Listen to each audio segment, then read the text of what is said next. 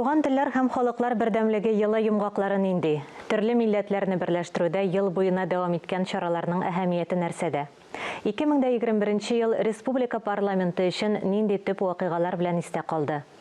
Татарстан радиосының иртәнге турыдан туры эфиры Дәүләт Советы эшчәнлегендәге шушы һәм башка актуаль мәсьәләләргә багышланды. Студия кунагы Республика парламентының экология, табигатьтән файдалану, агросәнәгать һәм азык-төлек сәясәте комитеты рәисе урынбасары Таһир Хадыев әйләнә-тирә мөхитне саклау, азык-төлекнең сыйфатын яхшырту буенча контроль органнары эшчәнлеге турында тыңлаучыларны кызыксындырган сорауларга җавап бирде. Халык ышанычлысына без дә берничә сорау белән мөрәҗәгать иттек. Таһир Галимҗанович, хәерле иртә. Ашамлыкларның сыйфатын контрольдә тотуда парламентарийлар Россельхознадзор оешмасы белән нинди эшчәнлек алып бара? Татарстан Республикасы үзебезнең генә тәэмин итмибез. Чит өлкәләргә дә, һәм әйтергә кирәк, чит илләргә дә күп төрле продукциялар чыгарып сатабыз. Менә бу продукцияларны сатканда, әлбәттә, аның сыйфаты әйтелгән менә шушы стандартларга тәңгәл булырга тиеш. Әйләнә-тирә мөхитне саклау мөмкин кадәр химик препаратларны аз кулланып, сыйфатлы азык-төлек җитештерү мөмкинлекләрен нәрсәләрдә күрәсез? Татарстан Республикасы Дәүләт Советында, безнең экология комитетында бу мәсьәләләр һәр вакытта да көн үзәгендә, без аларны кабул иткән чиракта да, үзгәрешләр киткән чиракта да, безнең төп максатыбыз табигатькә һәм кешегә зыян килми торган алымнарны куллану. Яз айларында без инде менә органик продукция җитештерү канунын кабул иттек. Аның нигезендә хәзер республикабызда эшләп киттеләр хуҗалыкларда. Алла бирсә, берничә ел эчендә безнең инде кибетләргә кергән чиракта үзебездә җитештергән органик стандартларга, аларга ул тәңгәл, шуның менә таләпләренә тәңгәл килә торган продукциялар күп булыр, ризыклар күп булыр дигән шаныч бар. Бу өлкәдә бүгенге көнне авыл хуҗалыгы министрлыгы тотырлыклы эш алып барыла, укыталар кешеләрне. Фән һәм технологияләр елы узып бара. Депутат буларак бу юнәлештә башкарылган эшләрне ничек бәяләр идегез? Көчле берне йгырдый, белемле менне йгырдый. Шуның өчен республикабызда күп кенә уку йортлары бар, фәнни тикшеренү, менә хәзер шушындый оешмалары бар. Безнең бу мәсьәлә әлбәттә бик мөһим, һәм Дәүләт Советында без моңа үзебезнең менә Татарстан Республикасының Дәүләт Советында зур игътибар бирәбез. Күптән түгел генә мин менә үзебезнең галимнәребез белән очраштым. Татнисы дип әйтәбез инде. Алар күп кенә сортлар чыгаралар.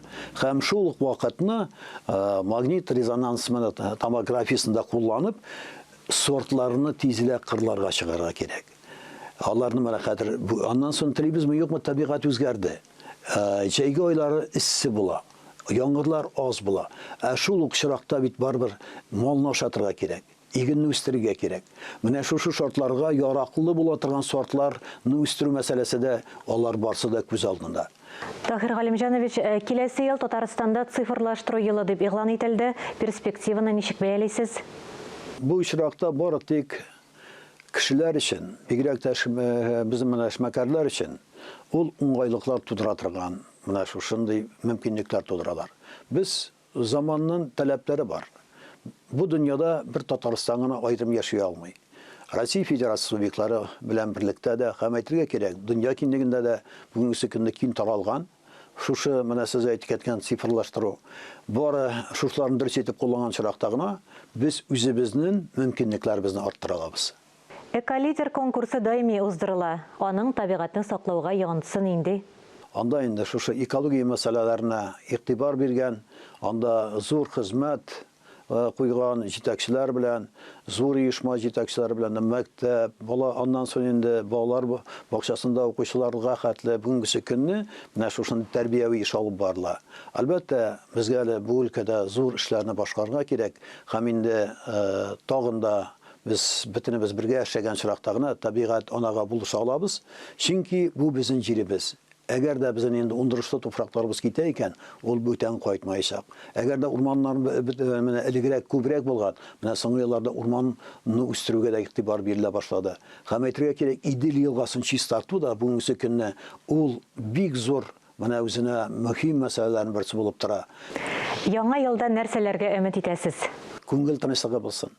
Аннан соң шөкер итәргә дә өйрәнергә кирәк. Урамнарыбыз тулы машина, Капка төбенә сыймыйлар, ишек алдына сыймыйлар. Төзелә торган йортларыбыз бар. Күп кенә кадәр менә уку йортлары төзелде. Фәнни гамәли менә төрле эшләр башкарылалар. Шу туган Татарстаныбызда матур итеп, бөтенебез бердәм булып, матур итеп яңа елларны каршылыйк. Елларыбыз матур килсен, яңгырлар вакытында яусын, икмәкләребез булсын. Икмәк булган чиракта җир да була, аннан соң табыннарыбызда ризык та була. Шуның өчен балаларыбыз безнең ышанысын акласыннар һәм һәрбер безгә дә безгә ышанган кешеләрнең без ышанысын аклыйк. Һәм без ышанган кешеләр, алар безнең ышанысын аклаган чиракта дөньялар имин, мөбарәк һәм түгәрәк була. Безгә инде Татарстан Республикасының Дәүләт Советы депутатлары буларак халыкка аларның мәнфәгатенә туры килә торган кануннарны кабул итеп, аннан соң инде теге яки бу менә чишелмәгән мәсьәләләрне кабул иткән законнар аша мөмкинлекләр тудырып, үсеш мөмкинлеге тудыру өчен кулдан килгән барсын да эшләргә Алла бирсә.